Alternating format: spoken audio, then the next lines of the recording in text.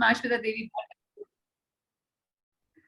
Oh, yes, really? I've been part of DNT RAG, Denotified Tribes Rights Action Group back in Baroda with Dr Ganesh Devy. I was a student when she came to deliver the very.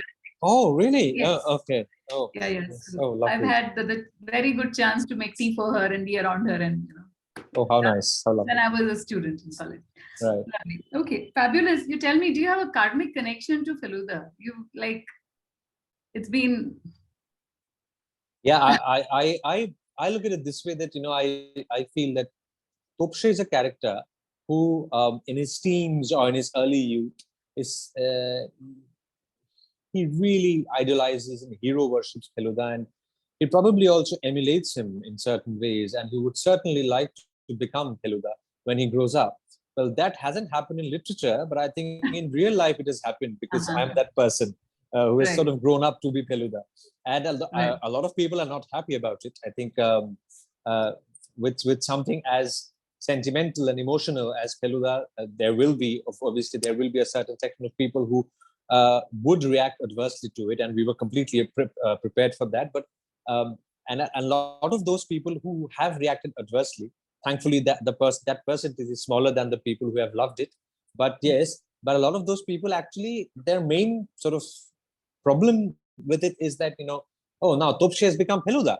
Yeah. So yeah, right. But how was it playing that side, and then now growing up to play, the mentor, like Watson becoming Sherlock Holmes in a way? So it's good that you bring up this sort of comparison, or this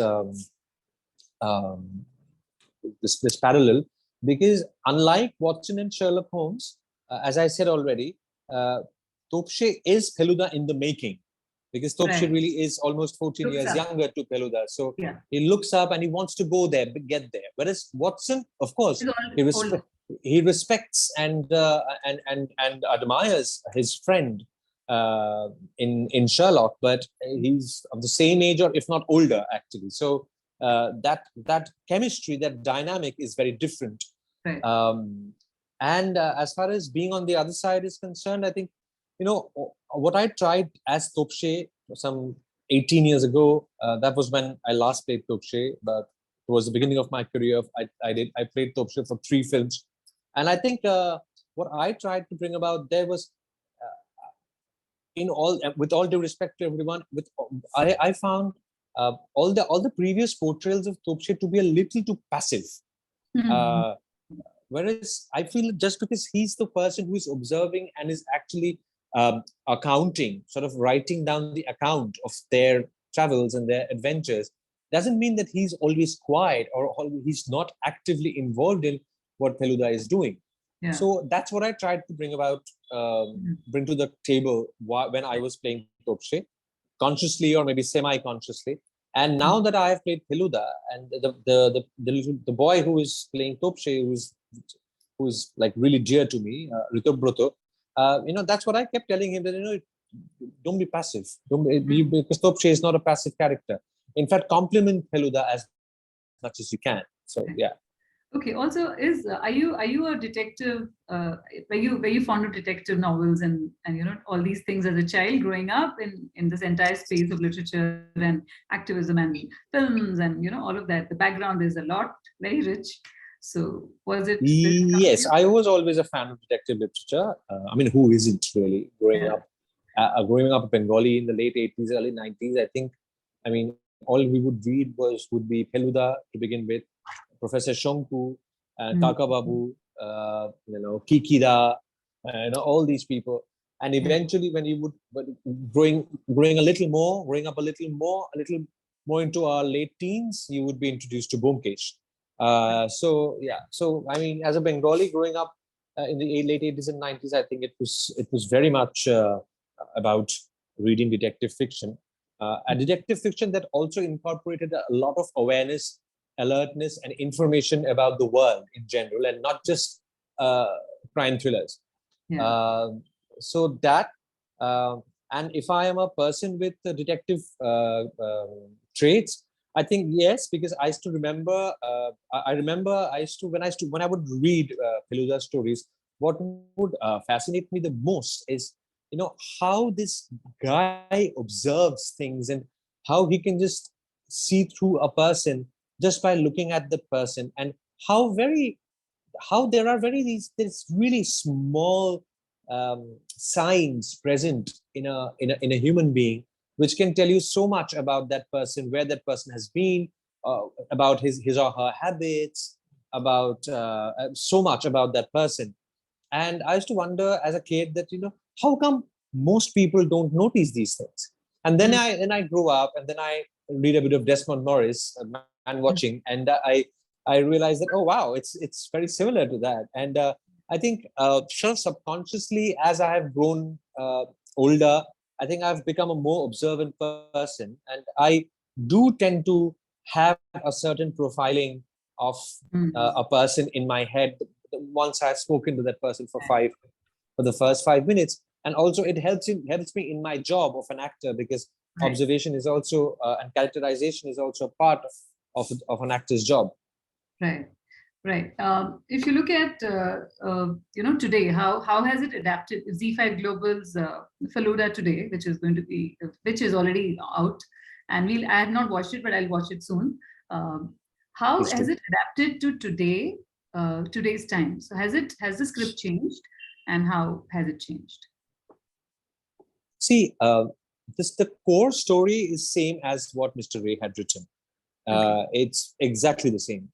But it's a question of choice. So I always say that Feluda can be made in two ways, and not three. One is you place Feluda in the original timeline. Like if a story is written in 1975, then let's place it in 1975. But and otherwise, or else, if you want to contemporize Feluda and bring him to today's times, then it has to incorporate all the changes that technology has brought about in our lives in the last 3 decades. You cannot have Feluda in 2015, 16, 17, 18, 23, whatever, and you cannot have him you cannot have him not making good use of internet. I mean, he was the smartest person. He's the smartest person of his generation.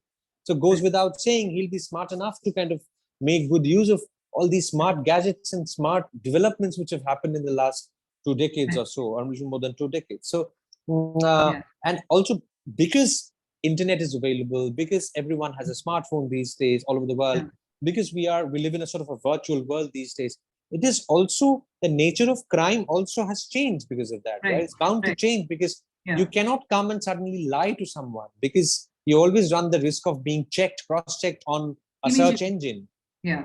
Somebody can just Google a person or check him out on social media, all sorts of social platforms. So I mean, all of that has to be factored in. So yes, the story remains the same, but the crime has become more layered because we've had to factor in these things. Right. So does it have the millennial lingo to it? Because I saw there was a quiz between you and not too much, but yes. I mean, if I consider a MacBook or an iPad or a Bluetooth speaker or an Apple Watch to be part of the millennial world, then yes. But millennial lingo, as in limao and FOMO, no, that is not there. No. Okay. Does he also still, in this world of technology, does he also still prefer buddhi over buddhi is his astra? He still prefers that. But Mr. Ray, very, very interestingly, he had made a nice little blend of Mogajastro and Agnivastro, which is a gun, basically, which he always carries. So, yes, Mogajastro is his prime weapon. Without that, he absolutely cannot crack anything. But as and when required, he is not shy to use his gun either.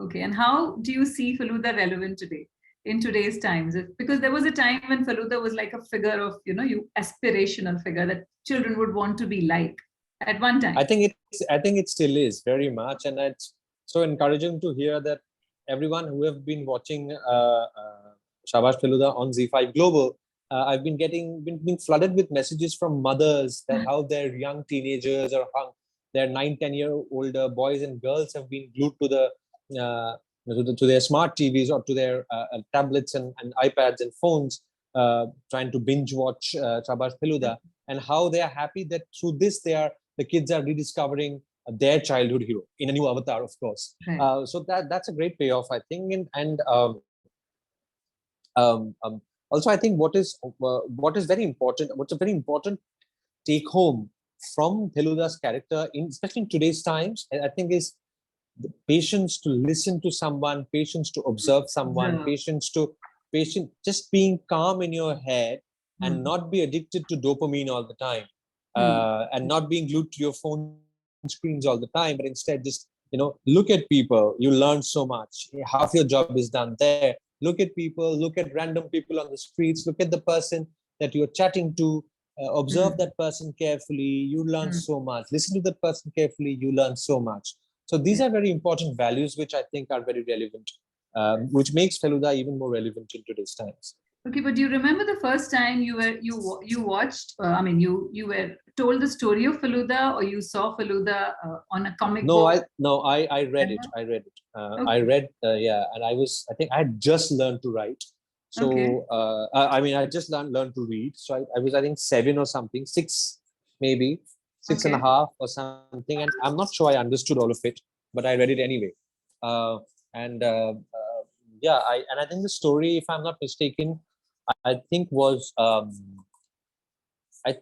Chinnamasta Robishap or Hottapuri, I think, if I'm, and followed very closely by Gangtok Gondogol, the story that we have made actually. So yeah, those were the first 3 stories, and it was around the same time that Sonar Killa was screened on television, and my parents introduced me to the film version of the most popular sleuths. Okay, you've also directed Feluda in a bit in the early one of yes. So in 2017, when there was no OTT, practically we sort of took a very, very brave decision of going and sort of making a zero budget Feluda, of course, almost a very independent sort of work. That was very exciting. I think we had no money. We just depended on our mogojastro, on our buddhi, as you mentioned, as you said, and turned our sort of scarcity and turned the absence of resources into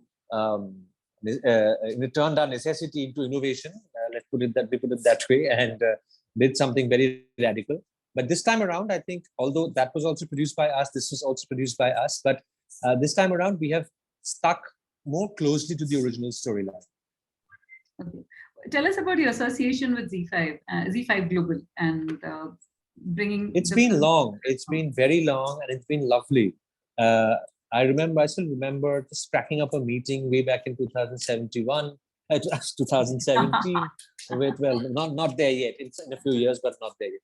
So I remember in 2017, Z5 Global was just being started, and I came to know, and I just went and had a meeting with them, saying that we are from Calcutta, we have just started a production company, and it's great that OTT Z is starting its international OTT platform. We would like to make something from Bengal, and that is how our association with Z5 started. And Kali season 1 happened. It was quite successful. People really liked it, and then we went ahead and made Sharoteyat, which was a series set entirely in London about the Bengali diaspora there in London. Then we did Kali season 2. Then we did an anthology of love stories. Then we did another show called Mafia, and now Shabash Feluda. And God willing, in the coming days, actually we are producing another show for Z5 very soon. It's been lovely. The relationship is based on a sense of security, a sense of comfort, and also a sense of being able to tell fresh stories in a fresh new avatar, I think. So yeah, I think. And also what is great is through Z5 Global, our local stories are really going global. So that's fantastic, I think. Yeah, and that is the beauty of OTT, right? Because across the world, I'm sitting in Dubai, and I can access and watch and marvel and like any kind of cinema that I want to. Exactly, precisely so. And you've been quite vocal about the fact that Bollywood is not the only There are options. There can be so many other cinemas across the world. Right. It is just one of them. So that is something that I'd like you to speak about as well, because I don't want to call it regional cinema because I don't know what's the right word for it anymore. It is Indian cinema in different languages, if we call it See, that. I work a lot in the Hindi language, especially in the last 2-3 years. I have been, and I look forward to work a lot more.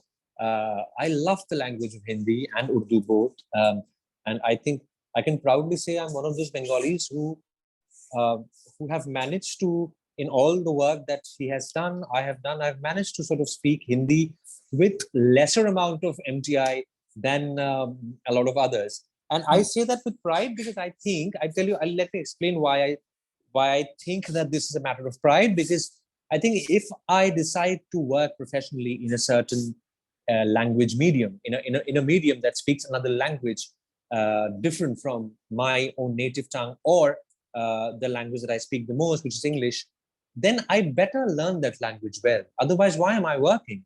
I mean, suppose if I go and do a one-off film as a Bengali, playing a Bengali character, and then it doesn't really matter whether but then I'm playing so many different characters in Hindi. So I have to learn that language well. And it's such a beautiful language. Right. So, I have really been observant and careful about speaking in Hindi, and how I've tried to get my gender correct as much as possible. The diction can still be right, but as a Bengali, which is a gender neutral language, getting a kiski kiska can be difficult. But I think I get it about 70% right these days. So which is great. Yes. So, but having said that, I feel that India is a land where there are so many kind of cinemas happening. Right. Every region has its own little film industry. I mean, down south, Telugu and Tamil industries are even bigger than in scale and everything. I think they're bigger than Hindi, actually, very honestly. And there's Kannada, there's Malayalam, there is Konkan cinema happening, there's Gujarati, there's Marathi cinema happening, there's Bengali, there's Bhojpuri, Odia cinema. So just just labeling only Hindi films as Indian cinema, I think, is a bit of an injustice to this lovely, very, very varied and very multifarious country that we have, this land that we have. I think it's a bit of a disservice to it. So that is the reason why I try to call it, instead of calling it Indian cinema and regional cinema, I like to call it Hindi cinema and language cinema. I think it's language cinema. It's like the other languages of the country. Yes, Hindi is spoken by most number of people in the country. That is why Hindi industry is so big. There's no doubt about that. And that is why Hindi is sort of considered as the prime language of our country. But I think when it comes to cinema, I don't like to call it regional cinema. I like to call it language cinema. Yes. But would you see that for example, if you were to make Feluda in Hindi, would there be a change in the way you would treat the subject, or it would be the same? It would depend. If I want to serve the Bengali exotica to the rest of the country, then I would probably not just keep it like this, but also make it all the more traditional, I think. Because that's what people are waiting to watch. It's yes, also nationally, I'm saying. And the other way of going about it is making it palatable to the national audience by making Feluda sort of a very pan-Indian character. But that way, I think an attempt to do that might just take away certain nuances from, like even in Shabash Feluda, when Feluda just after a lunch of Tibetan food, he goes and looks for pan. Mishti. That's his character. He looks for his Mishti pan, actually. So these are certain nuances which might just go missing if we try to take away the Bengaliness from Feluda, I think. Right. Lovely to speak to you. Yeah, yes. Lovely to speak to you. And I have to talk to you about two people. Jitesh Pillai has told me to give you a hug. So this is a virtual hug of Jitesh to you. And Althea Kaushal, who's also part of Anvita Kapoor. She's Anvita's friend, who's based in Dubai, has asked me to give you a hi. So both of you. Who's the second one? Althea Kaushal, who wrote Happy New Year. Of course, yes. Of course, yes.